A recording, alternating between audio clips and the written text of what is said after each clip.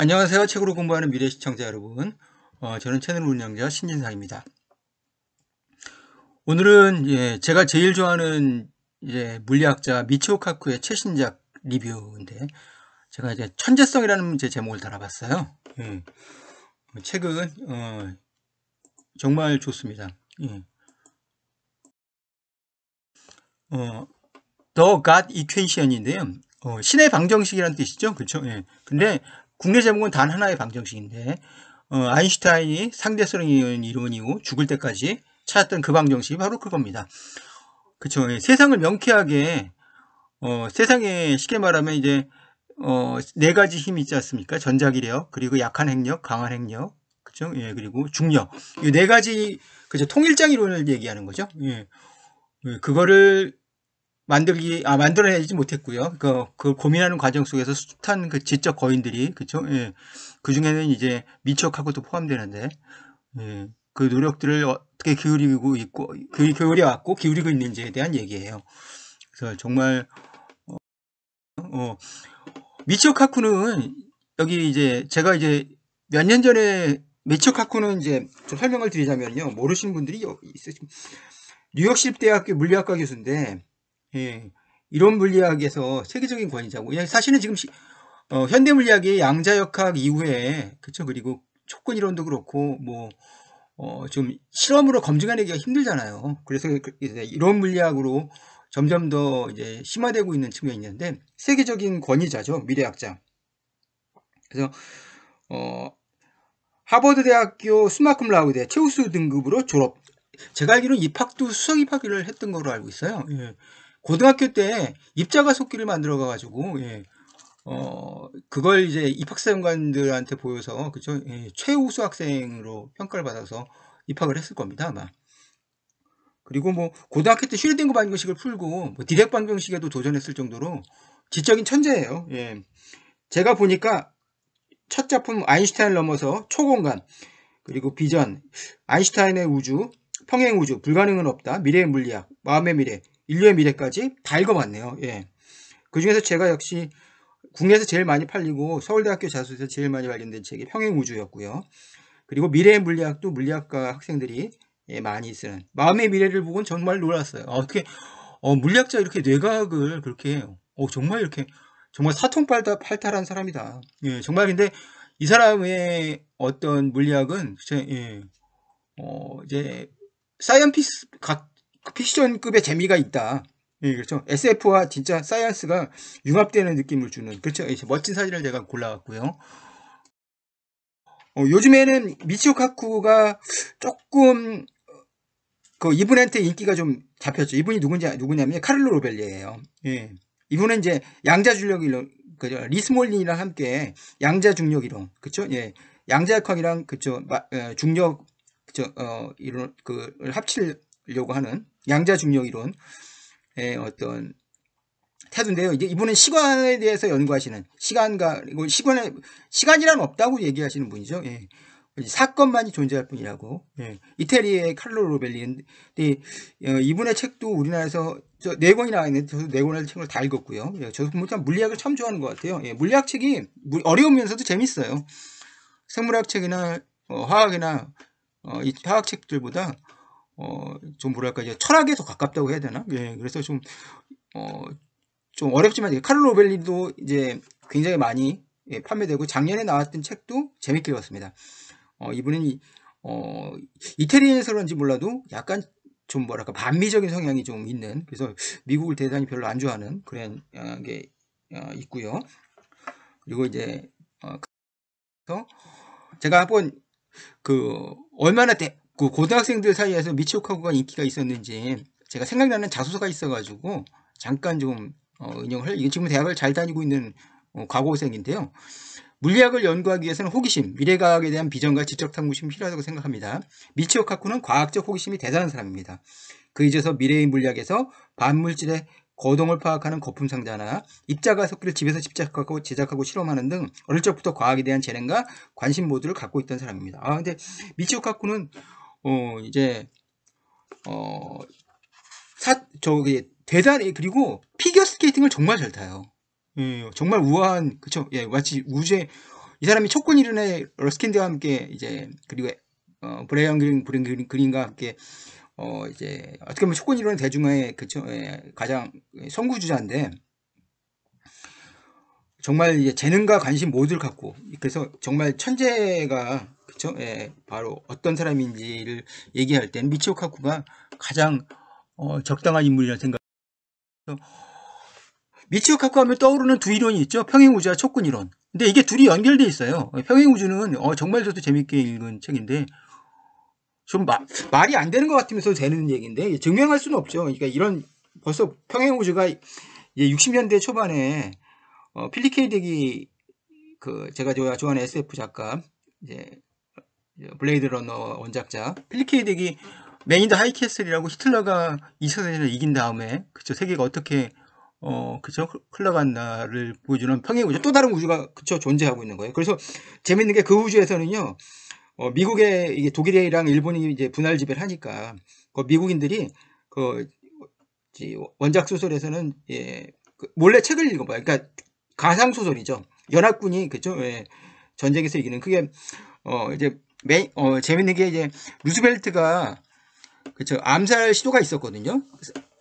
집권 초기에. 근데 그게 만약 성공했다면은 그쵸 만약에 그쵸 연쇄적으로 이제 그쵸 그래서 거기서 쉽게 말하면 슈레딩거의 고양이처럼 우주가 분기를 하는 거죠. 그래서 하나의 우주는 루스벨트가 죽은 우주고 그러니까 그 당시 그럼 공화당 그러니까 그 얘기까지는 소설에 나오지는 않는데 아마 이제 공화당이 계속 집권하면서 그쵸 저 실패를 하고 그쵸 대공황 극복에 실패하고 국력이 그만큼 크지 못해서 일본과 독일에게 결국 그쵸 그 얘기인데 맨 인 더 하이 캐슬이랑 영화에서는 조금 바꿉니다.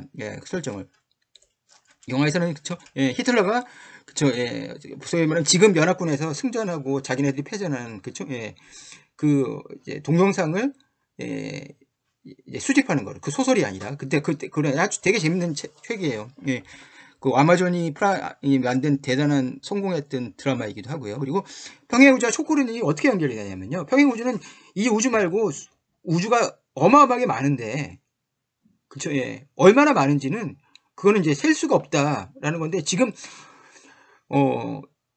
이런 얘기들은 점점 더 평행우주가 60년대에는 SF 소설의 주제였고 그랬는데 점점 더 그건 현실로 증명될 수는 없지만 왜 촉그린 이론이 평행우주를 증명하냐면요. 양자역학에서 평행우주가 이제 나온 얘기예요. 왜냐면 이제 분기가 되니까 그러니까 또 다른 우주가 또 펼쳐지고 그런 얘기니까. 근데 그러면 촉근 이론은 뭐냐면요. 너무 수학적으로 완벽한 공식이에요. 근데 그걸 그쵸 이런 11차원의 그쵸 그 이제 미세한 끈으로 이제 이 소위 말하면 이제 이 우주가 구성되어 있다는 촉근 이론을 수학적으로 계산하면요. 답이 뭐가 나오냐면요. 무한이 나옵니다. 쉽게 말하면 딱 수학 방정식은 딱 명확하게 하나의 답이 나와야 되잖아요. 그래야 오답이 아닌 정답이 되는데 이건 무한이 나와요. 그러니까 촉근 이론에서는 결과적으로 그렇죠 평행 우주를 증명하는 거예요. 이론적으로. 그러면 진짜 이 우주에 그건 모르는 거죠. 이 우주가 너무 많다 보면은 저자인 신진상도 뭐 수백 수천 수만이 있을 수 있고 뭐 그런 영화적 진짜 SF 그게 이제 뭐 갔다 와본 사람도 없고 갈 수 있는 방법도 없으니까 물론 지금 이게 평행우주가 SF에서 예전에 타임머신 다음으로 그쵸 지금만큼 화제가 돼서 테드 창에도 신작이 제가 숨을 이제 2019년에 읽었는데 거기서도 제일 히트했던 제일 국내에서 많이 매니아들이 좋아했던 소설이 그쵸 평행우주 사이에서 SNS가 개발이 돼서 평행우주에 그쵸 사람들이 이제 만나진 못하고 그 SNS로 그쵸 소통을 하는 거예요. 그래서 그래서 뭐 그런 얘기를 다룬 소설도 있고요. 그래서 이 두 가지가 미치오 카쿠는 촉근 이론의 이제 선두주자면서 또 평행우주라는 책으로 대히트했던 우리나라에서도 굉장히 많이 팔리고 학생들도 그런 생각들 저도 어려서 사실 미치오 카쿠를 알기 전부터 상상을 하곤 했거든요. 저도 뭐 예를 들어서 뭐 그런 SF 소설이었는데 저도 이런 거예요. 그냥 집에 딱 도착했는데 집에서 부모님들이 너 누구냐 하는 이런 뭐 그런 깜짝 놀라는 뭐 그런 얘기도 있었어요. 근데 좀 들어가자면 이게 정말 현실에서 증명 가능할까? 저는 이제 평행우주라는 것이 글쎄요, 이론적으로는 존재한다는 게, 왜냐하면 우주가 점점 더 지금 현재 이제 촉근 이론을 이후에 그 어떤 새로운 이론은 사실 물리학에서 나와 있지는 않은데 그런 거잖아요. 그러니까 엄마 우주가 있고 아기 우주가 있다. 요거까지는 얘기가 되는. 우주가 자 사람이 아이를 낳아서 그쵸 그 태아가 그쵸 우리 저희 딸도 있는데 이렇게 엄마 배 그 저 거기서 나와서 나오는 그 모습과 거의 유사하게 우주가 그쵸 그렇게 탄생할 수도 있고 이게 이제 소위 말하면 이제 불교에서 얘기하는 그리고 조로아스터교 그쵸 예, 니체가 얘기했던 영겁회기 그리고 그것을 바탕으로 했던 스탠리 큐브릭의 영화 2001 스페이스 오디세이나 그리고 원작인 아서 클라크는 그걸 사탄까지 썼잖아요. 예. 그게 이제 돌고 도는 거예요. 쉽게 말하면. 근데 그건 아무도 증명할 수 없죠. 그 증명이 근데 미치오 카크는 사실 평행우주에서 그런 얘기를 했어요. 외계인보다 어쩌면 먼저 평행우주가 증명이 될 수 있다고. 그러니까 그거는 좀 지나가 봐야 될 거. 현재 과학기술로서는 아마 글쎄요. 그게 예. 어마어마한 에너지 때문에 입자가 속기가 뭐 제 생각에는 예, 지구 몇 배 정도 커야 되지 않을까. 그러니까 불가능하지 않을까 생각도 드는데 그래서 그렇습니다. 책의 목차를 한번 살펴보면요. 예, 오래된 꿈. 예, 그쵸. 예. 이제 아인슈타인 얘기겠죠. 그리고 통일을 향한 아인슈타인의 여정. 아인슈타인을 되게 좋아해요. 아인슈타인이 예, 이제 미치오 카크가 47년생인데 55년에 죽었으니까 8살 때 죽은 거잖아요. 그때 아인슈타인이 죽었다는 신문 기사를 읽고 그리고 나서 이제 미치오 카크가 나서 아인슈타인 같은 위대한 물리학자가 되고 싶다고 생각을 했으니까. 예. 저는 8살 때 그런 생각을 못 했으면 진짜 아쉽기도 한데요. 예. 그리고 통일을 향한 아인슈타인의 여정이 2부고 3부가 양자이론으로 돼요. 그쵸? 예. 양자이론, 양자역학 참 재밌죠. 예. 근데 정말 어렵습니다. 예. 그리고 거의 모든 것의 이론이 바로 통일장 이론이니까 그렇고요. 그리고 캄캄한 우주, 그리고 끈이론의 약진, 가능성과 문제점들이 6부고요. 그리고 우주의 의미를 찾아서 멋진 우주에 관련된 이렇게 멋진 책이 있을 수 있구나라고 생각할 정도로 목차가 탄탄하고요. 이렇게 책을 해서 좀 뽑아 예, 아까 말씀드린 궁극의 이론이라는 그 4가지, 그쵸? 예, 우주에 존재하는 힘을 하나로 모아서, 그쵸? 하나의 방정식으로 명쾌하게, E는 MC 제곱처럼, 그쵸? 그리고, 예, F는 MA처럼, 그렇게 만드는, 그쵸? 이론을 현재, 그쵸? 이론 물리학자들은 연구를 하고 있는데, 예, 그것은, 내가 볼 때 IQ 200 이상의 천재들도, 그쵸? 만들지 못하고 있는 그런 이론이라는 거고요. 예. 그리고, 1장은 이제 단 하나의 방정식이 참 재밌는데, 이제 1장의 오래된 꿈에 아주 오래된 이제 스티븐 크레인이라는 미국의 시인이 했던 시를 인용을 하는데요. 정말 이 사람이 박학다식해요. 영화를 엄청 좋아하고요. SF 영화를, 예, 그리고 SF 문학도 정말 좋아하고요. 제가 메인드 하이캐슬은 사실은 제가 필립 K 딕의 작품을 거의 다 읽었는데 메인드 하이캐슬은 몰랐다가 평행우주를 보고 알게 돼서 예, 책을 읽고 그리고 나서 이제 아마존에서 만들었다고 해서 아마존에서 그 프라임에서 그걸 봤죠. 한인양간이 우주에게 말했다. 보세요. 제가 여기 존재합니다. 이런 생각하지 않습니까? 예. 그러자 우주가 답했다. 그래? 하지만 내가 자네를 보살필 책임은 없다네. 이 우주가 신으로 바꾸면 이거 신은 인간을 만들어 놓고 인간 개인을 만들어 놓고 그렇지만 그렇죠. 보살펴 주진 않는다는 얘기죠. 예.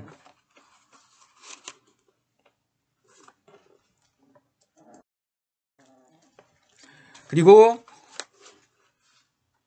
두 번째 얘기는 이게 재밌는 얘기인데요. 예. 통일을 향한 아인슈타인의 여정에서는 이렇게 아인슈타인은 10대 소년 시절에 20세기 물리학의 운명을 좌우하게 될 질문을 떠올렸다. 빛을 따라잡을 수 있을까? 예. 그러면 이제 아인슈타인이 아론 베론슈타인의 대중을 위한 자연과학을 읽었는데 여기는 저자가 이렇게 권해요. 전선을 흐르는 전류와 나란히 달리는 자신의 모습을 상상해 보라고 권했는데 소년 아인슈타인은 경주 상대로 전류 대신 빛을 택한 거죠. 만약에 뉴턴이 말한 것처럼 된다면 빛의 선단이 마치 한 자리에 정지해 있는 것처럼 보여야 한다고 생각했는데 근데 예. 15살 때 아인슈타인은 사실 이미 상대소년을 머릿속에 생각한 거죠. 얼어붙은 빛을 본 사람이 이 세상에 어디에도 없잖아요. 예.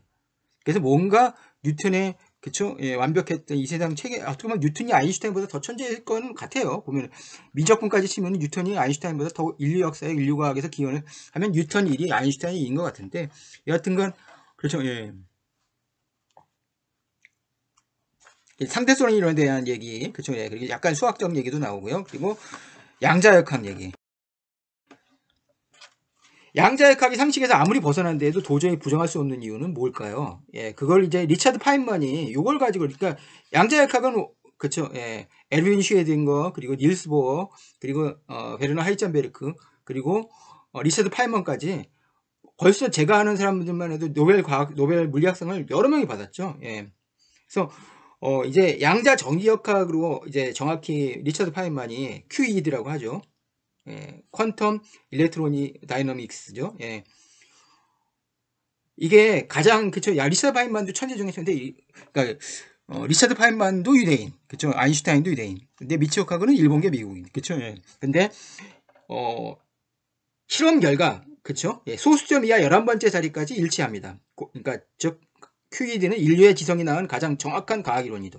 이토록 정확한 이론을 어느 누가 감히 부정할 수 있겠는가. 양자역학은 상식에서 그러니까 빛이 파동이면서 입자라는, 그러니까 그 아인슈타인은 상대성 이론을 아시겠지만 노벨 물리학상을 받은 게 아니라, 그렇죠. 예, 빛의 파동과 입자를 동시에 증명해내는, 그렇죠.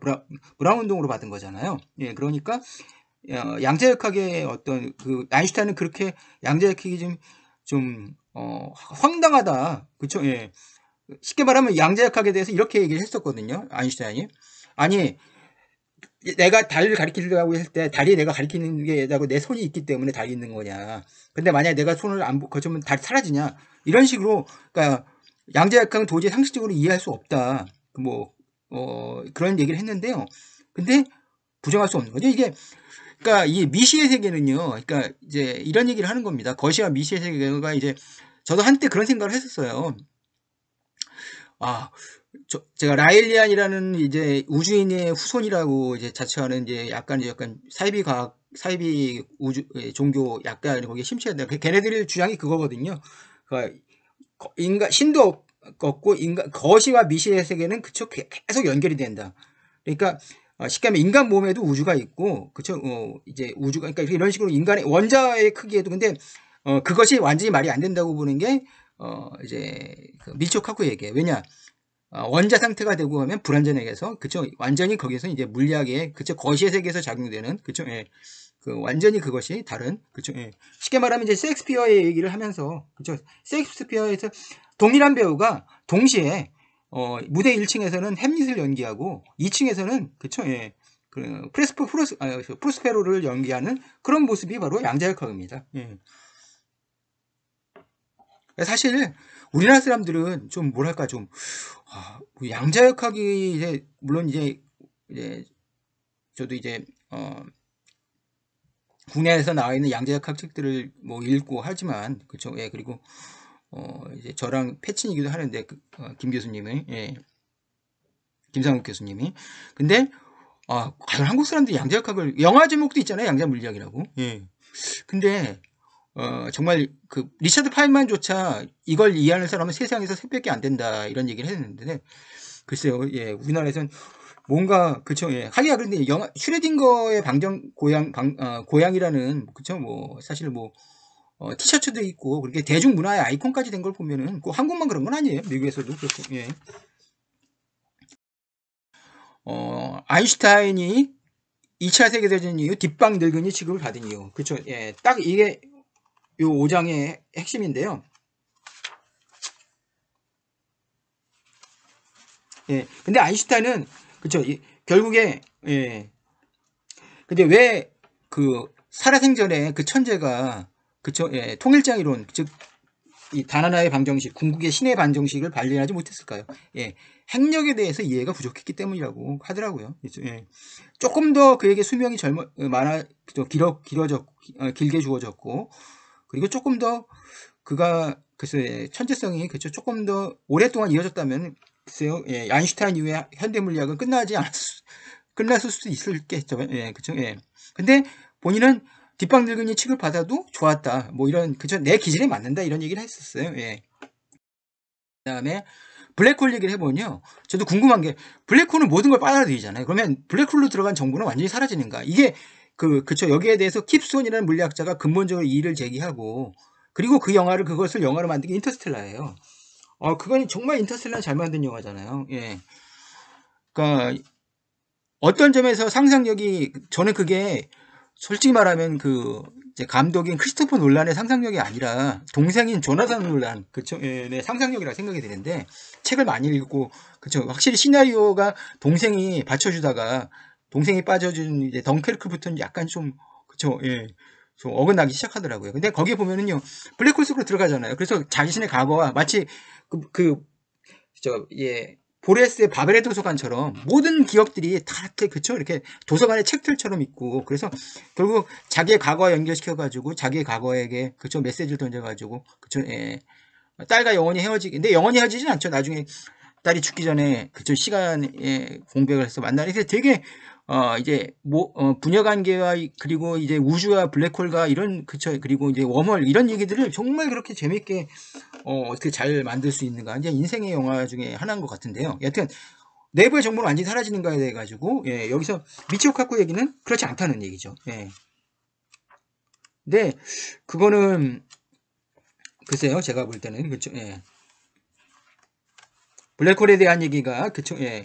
그쵸 이건 계속 논쟁이 되고 있는 것 같아요. 저도 이제 물리학을 사실 전공하진 않았기 때문에 이 부분에 대해서 그쵸 예. 이제 미치오 카쿠에가 그의 어떤 근거를 어떻게 명쾌하게 이제 요약하기는 좀 어려운데요. 여하튼간 이제 이제 미치오 카쿠는 이제 킵손과 비슷한 입장인 것 같아요. 그리고 마지막에 미치오 카쿠의 신의 얘기입니다. 이제 미치오 카쿠는요 신이라는 것에 대해서 이제 신이 글쎄요 저는 이제 약간의 저는 이제 불교에 가까운 무신론자이기 때문에 그쵸 예. 그러니까 어떤 인간신 그리고 인격신을 믿는 그쵸 예. 기독교나 천주교 천주교도 기독교죠 예. 기독교랑은 좀 이 거리가 있는데요. 이제 결국에 우주의 의미에 대해서 그쵸 예, 예. 결국 우주가 그쵸 예. 분명히 저자 이렇게 얘기합니다. 나는 우주에서 우리라는 존재의 의미는 우리 자신이 부여하는 것이라고 믿는다. 우주의 의미를 꿰어차고 있는 스승이 산에서 내려와 우리에게 가르쳐 주는 것은 너무 쉽고 간단하다. 삶의 의미는 본인이 직접 고군분투하면서 알아내야 한다. 누군가가 내 앞에 툭 던져주는 것은 아무런 의미가 없다. 공짜로 알게 된 삶의 의미는 그 자체로 무의미하다. 의미 있는 모든 것들은 투쟁과 희생의 결과물이며 힘들게 싸워서 쟁취할 만한 가치가 있다. 그러나 우주가 결국 죽을 운명이라면 우주의 의미가 있다고 주장하기 어려워진다. 어떤 면에서 보면 물리학은 우주에 내려진 사형집행 영장과도 같다. 우주의 의미와 목적에 대해 많은 것을 배우고 다양한 토론을 거친다 해도 우주가 빅프리즈를 맞이할 운명이라면 그러니까 꽁꽁 얼어붙는 거죠. 그쵸? 절대온도 마이너스 273도 K 이하로 연력합 제2법칙에 의하면 닫힌 게 안에 있는 모든 것은 결국 녹슬고 붕괴되고 산산이 분해된다. 모든 존재가 쇠퇴하여 사라지는 것은 거스를 수 없는 자연의 이치다. 우주가 죽으면 그 안에 존재하는 만물도 죽을 수밖에 없다. 우리가 우주에 어떤 의미를 부여하건 우주가 죽으면 그것도 함께 사라진다. 아무리 생각해도 피할 길이 없는 것 같다. 그래서 저도 미치오 카쿠의 SF 소설 중에 국내에서 번역이 된 책인데 재밌는 게 뭐냐면요. 그러니까 결국 인간이 그 우주가 지금 현재 138억 년이잖아요. 앞으로 짧게 추산되면 한 500억 년 정도, 길게 추산하면 2천억 년 정도면 이 우주가 종말을 구하면서 그쵸? 예, 그러니까 무슨 얘기냐면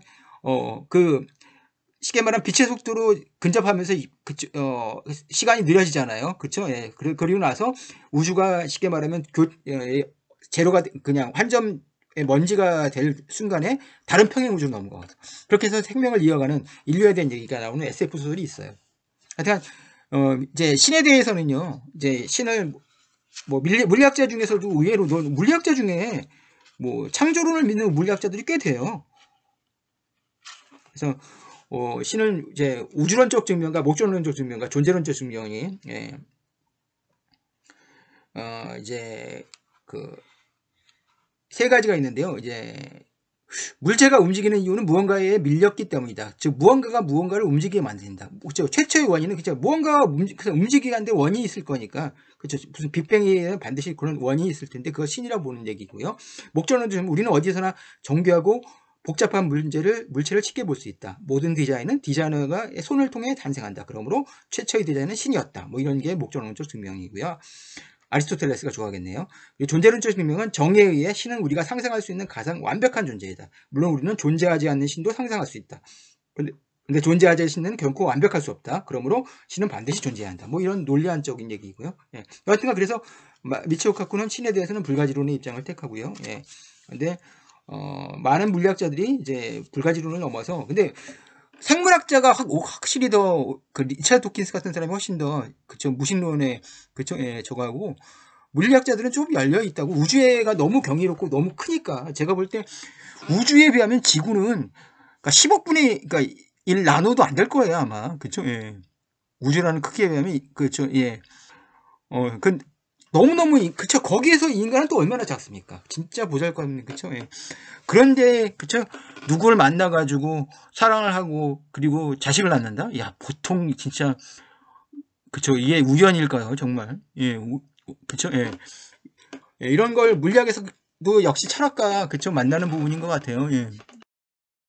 그래서 이제 제가 이제 번역자 얘기를 말씀을 드릴게요. 번역자가 박병철 박사예요. 카이스트 박사인데 물리학 박사 중에 물리학 책을 제가 재밌게 읽는 거의 모든 물리학 책, 그쵸 미치오 카쿠의 모든 물리학 책, 권처 서적이랑 그리고 뷰티풀 퀘스천 이것도 이제 양자 사격학으로 노벨 물리학상 받은 학자의 작품일 겁니다. 엘리건트 유니버스도 있죠.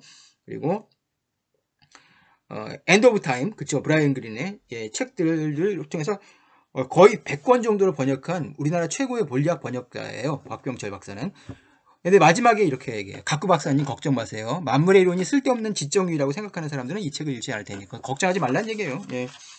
좀 지적 유의가 있는데 그래서 제가 좀 뭐랄까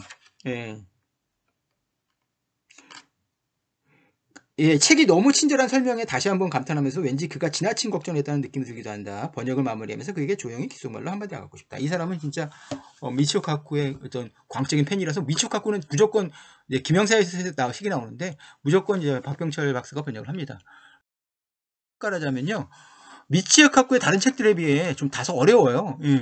다른 책들은 정말 SF 소설, 제가 아이작 아시모프랑 그쵸, 예, 파운데이션 시리즈 되게 좋아하고 로버트 하인라인의 그리고 아사 클라크까지 그리고 뭐 진짜 거의 SF 소설은 나오면 다루는데 닥친 데 그래서 SF 소설과 분간이 안 될 정도로 재밌지만 근데 이 책은 좀 어려워요. 근데 아인슈타인과 현대 물리학의 역사와 그리고 카쿠의 천재성을 동시에 느끼게 해주는 책으로 저는 이제 미래를 그쪽 준비하기 위해서는 물리학에 대해서 그리고 진짜 과학에 대해서 과학은 역시 물리학이잖아요. 그쵸? 예. 알아야 되겠다는 생각을 해서 미치오 카쿠의 이 책을 좀 추천해 드립니다. 예. 고요. 도움이 되셨다면 좋아요, 구독 부탁드리겠습니다. 감사합니다.